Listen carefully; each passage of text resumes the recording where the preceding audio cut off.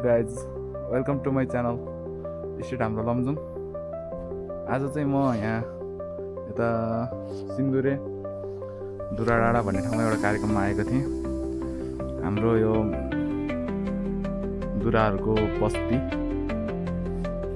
आएको थिएँ। यहाँ आएर चाहिँ मलाई एउटा भिडियो बनाउनु मन लाग्यो।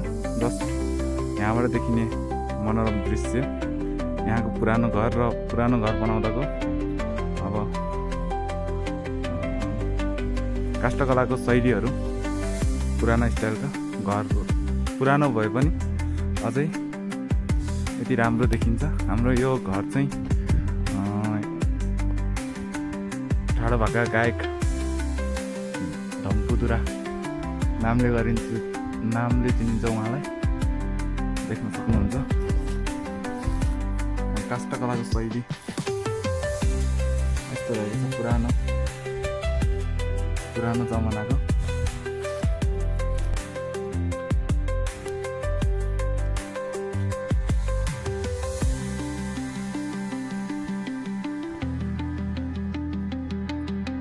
सबैले मलाई चिन्ने धम्पुदुरा। मेरो बचपनमा म 2 वर्षको हुँदा मेरो एकजना गुरुङ मित फुपू हुनुहुन्थ्यो। उहाँले चाहिँ नि उसको ससुरको पेन्सन लिन काठमाडौँ गएको। त्यो बेलामा चाहिँ नि भगवान् बुद्ध देखेछ अरे। अनि त्यो बुद्ध देखेपछि अनि एकदम शान्ति खालको, एकदम शान्ति देख्ने।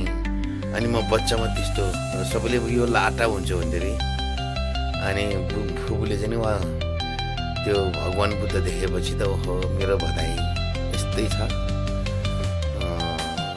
त्यसलाई सबैले लाटो हुन्छ भन्छ। भगवान् बुद्ध ऊ पनि राम्रो हुन सकोस् भनेर भने। अनि फर्केर गएपछि त धम्मा सुनसान बसेको एकदम शान्ति भनेर धम्पु भनेको रे। त्यहाँबाट धम्पुदुरा त्यसरी मेरो नाम। तर खास गरी बुद्धिमान तुरा कागज पत्रमा। अहिले चाहिँ नि म 70मा हिँड्दैछु। अब वैशाखबाट 71 लाग्छ। ढुक्का पनि तपाईँहरूले देख्न सक्नुहुन्छ, यस्तो रहेको छ। ढोकाको बुट्टा आकार आकृतिहरू देख्न सक्नुहुन्छ। साथै पुरानो किसिमको झ्याल ढोकाहरू। मान्छे अवस्था त यति सुन्दर देखिने यस घरमा।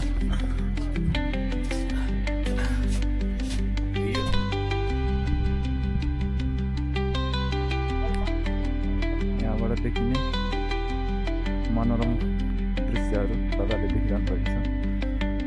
साथै तपाईँहरूले त देख्नुभएको छैन होला, यहाँ लालीगुराँस अहिलेको यो समयमा लालीगुराँस फुलिसकेको अवस्था छ।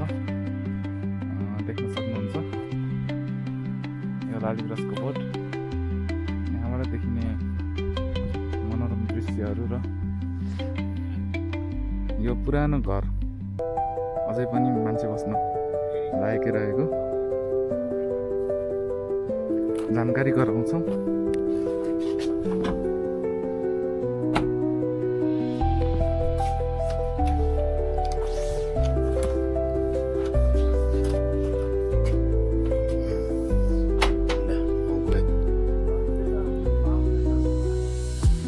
बाउन्न सालमा बनाउनु भएको है।